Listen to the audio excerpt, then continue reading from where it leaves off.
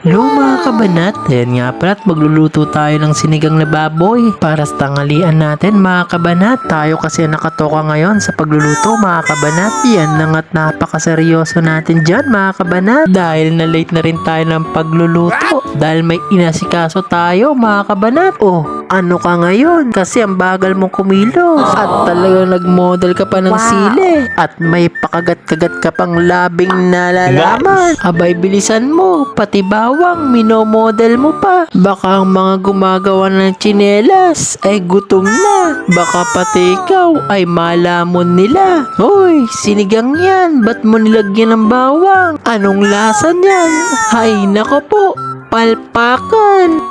Abay hindi adobo yan. Kung ano-ano kasi ang nasa isip mo.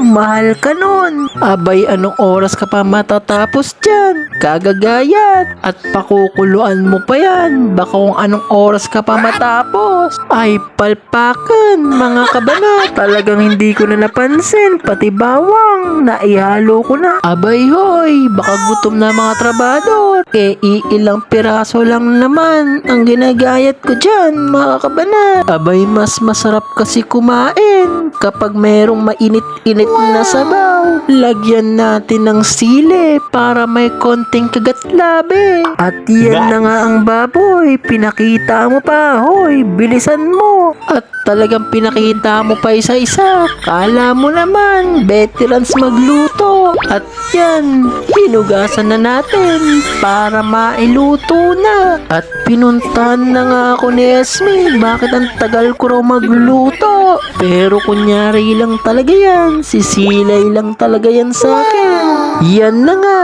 for the last touch, labanos. O so paano mga kabanat? Baka inihintay na ako ni Foreman. Bye bye na muna.